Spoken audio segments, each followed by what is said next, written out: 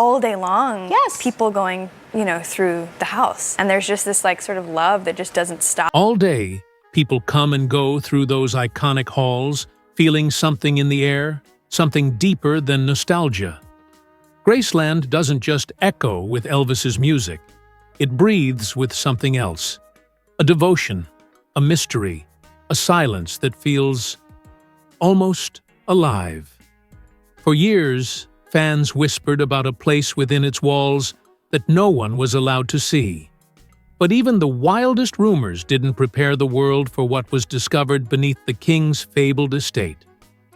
A hidden truth, untouched for nearly 50 years, finally cracked open. And it didn't just change the story of Elvis Presley. It flipped it upside down. It all began with a door. Not just any door, one that had been locked tight since 1977. Nobody talked about it. No photos, no guided tours. Just an unspoken rule: never go down there. But early in 2025, that silence was broken. The door gave way. And what lay behind it wasn't a forgotten storage room or old memorabilia. It was a sealed time capsule of reality-bending secrets. Personal notes in Elvis's own handwriting. Lost recordings no one knew existed. And someone, or something, already inside. The air wasn't just heavy, it felt aware. They said Graceland was just a shrine, a museum, a place to remember a man who changed the world with a microphone and a sneer. But beneath the jungle room, below the golden records and velvet ropes, there was something the public was never meant to see. Something that pulsed quietly in the dark. Not hidden by accident, hidden with intention. It wasn't just off limits, it had been erased. Millions had walked the estate since Elvis passed, leaving flowers and tears at his grave, listening to stories of his last days upstairs. But that basement? Not a single tour guide mentioned it. No plaques, no photographs, no access. Even longtime staff acted like it didn't exist.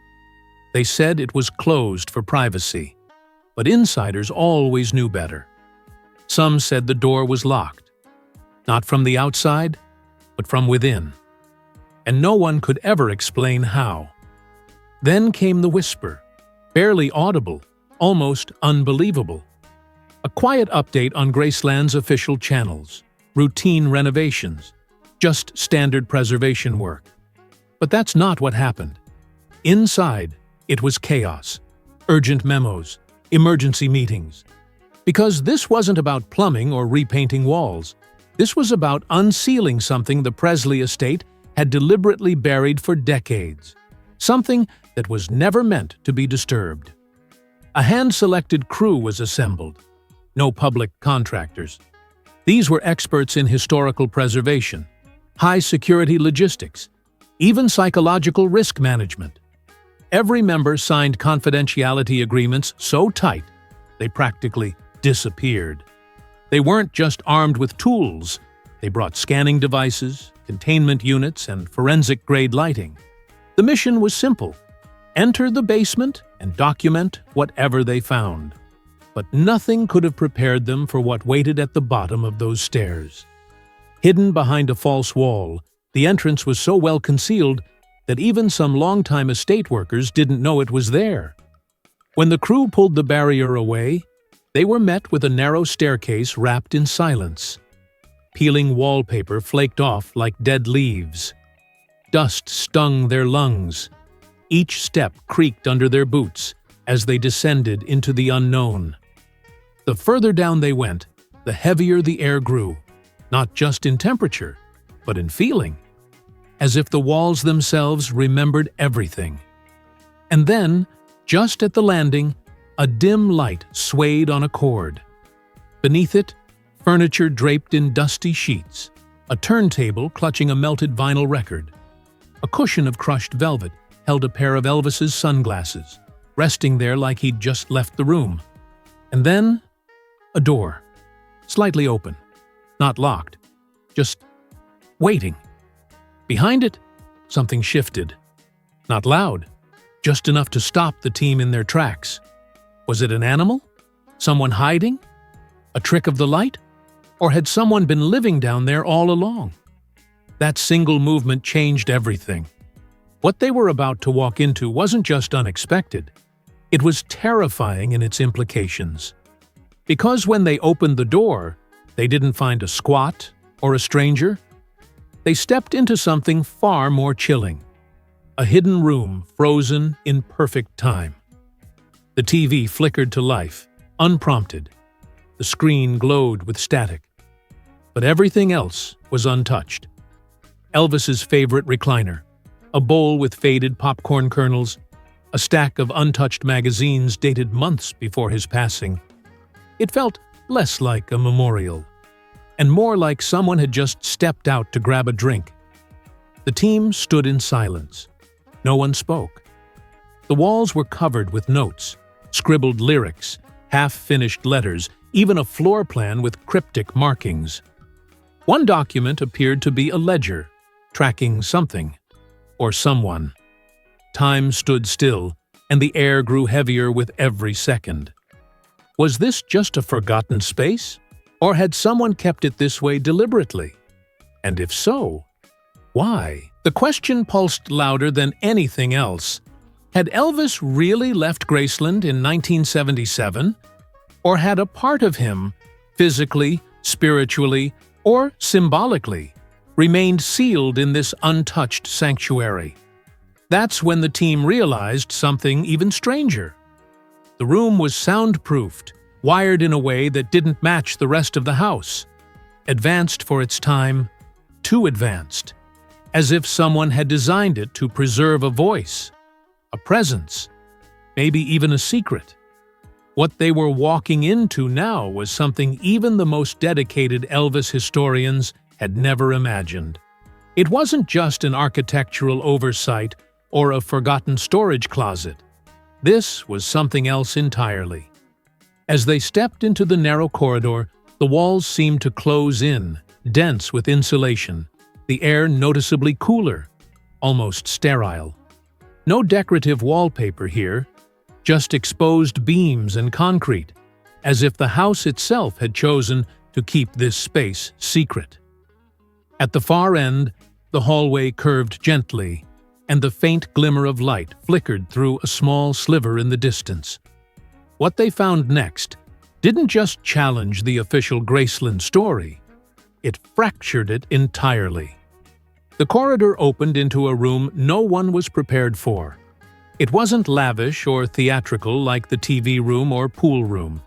It was stripped down, practical. Metal filing cabinets lined one wall. A reel-to-reel tape recorder rested beside a desk covered in manila folders. No velvet, no sequins, just paper, ink, and the low hum of preserved silence. Dozens of reels of audio tapes were carefully labeled with what appeared to be Elvis's handwriting, and some bore titles never released to the public. Next to them sat handwritten song lyrics, corrections scribbled in red pen, as if the king had been editing them himself, moments before someone froze time. And there, tucked under a pile of personal letters, was a journal. Worn leather cover, frayed edges. When one of the archivists flipped it open, the entries began in 1976, but didn't stop in 77. The dates kept going. Into 78. Then 79. Brief entries, often cryptic, but undeniably in his voice. Reflections, thoughts, references to people, and even accounts of private phone calls. The implications were staggering. For years, fans speculated about impersonators, conspiracy theories, and elaborate hoaxes. But these writings weren't meant for anyone else's eyes. They felt intimate, private, like a man trying to make sense of a world he no longer recognized. One sentence stood out. Sometimes the quiet is the loudest part of the show.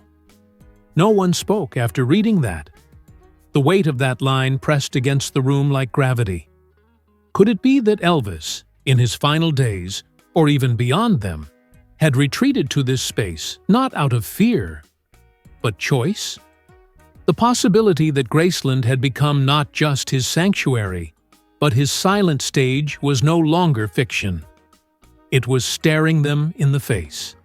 But now, here it was, printed clearly, stamped multiple times across boxes, folders, and even on a solitary videotape. The room had no screens, no players, nothing that could reveal its contents on site. Everything would need to be examined off-site, in a secure lab. One tech gently lifted the videotape and turned it over. No title, no year. Just one phrase written in black marker. The last broadcast. There were no known recordings by that name, no entry in the Presley archive, and no mention in any interview. Yet here it sat, waiting, as if it had always been waiting. Back upstairs, as night began to fall across the Graceland estate, the team gathered to review their chain of custody, their notes, and, most importantly, their unanswered questions. Who maintained this space for all these years? How did it remain hidden from security systems, estate managers, even from Lisa Marie's team during transitions of ownership? And why did someone go to such elaborate lengths to keep this hidden, yet preserved in pristine condition? One archivist, a woman who'd worked on dozens of historic estates across the country, said it best. This isn't just a story about Elvis. It's about the parts of our icons we were never meant to see. And maybe that was the most haunting realization of all. Because what they uncovered didn't rewrite Elvis's legacy. It illuminated the spaces he kept for himself, the ones where the spotlight couldn't reach. Behind that dusty, unmarked chamber door lay not just forgotten storage, but the silent heartbeat of a life paused mid-sentence. Dozens of crates, wrapped in brittle tape and marked with faded inventory codes, stood untouched like ancient artifacts, sealed away from light and time. The moment the team pried open the first container, the atmosphere shifted. It wasn't just memorabilia, it was personal. Uncomfortably so. Tucked inside were dog-eared paperbacks Elvis once traveled with, flashy jumpsuits still holding faint traces of his cologne, cocktail napkins scribbled with half-finished lyrics, and the most haunting relic of all, home movies stacked with care. Reels of 8mm footage, the kind passed from generation to generation, each one potentially holding a moment no fan had ever seen. But what truly froze everyone was the neat row of reel-to-reel audio tapes, hand-labeled, delicate as glass, and completely unmarked in official estate records. Security immediately locked down the space. Phones were turned off, whispers silenced, and only a few were allowed to hear what played on that very first tape. One crew member, who later spoke only under anonymity, described it as something between a confession and a goodbye. Not a performance, not a rehearsal, just a man, utterly alone, speaking as though no one would ever listen, or maybe hoping someone eventually would. And that raised a question few dared voice aloud. Had Elvis hidden his truth beneath his own feet, hoping time would one day catch up with it? Within days, researchers began pulling threads together. These weren't just leftovers from a bygone era. This was where Elvis withdrew in his final years, where he surrounded himself with memories, vinyl, old radio gear, and scribbled thoughts. The space wasn't built for leisure. It was built for retreat. Locked cases revealed even more: personal notebooks, unsent letters, and tapes dated frighteningly close to his passing. No one can say for sure what was recorded in those final weeks, but some insiders believe those reels are the most unfiltered, vulnerable pieces of Elvis the world has never seen. And maybe was never meant to. One undeniable fact now stands out. Elvis didn't just create Graceland as a monument to fame. He carved out corners of silence for himself, places no spotlight ever reached. And it's only now, nearly 50 years later, that those echoes are finally surfacing. Hidden truths, long protected by dust and shadows, are beginning to flicker back to life. When the news finally broke, it didn't come through press conferences or public statements. It began as a ripple in private collector circles, in messages passed between archivists and music historians. Then, the wave hit. Graceland issued a carefully constructed release, diplomatic, vague. They admitted that a forgotten section of the basement had been reopened during restoration work.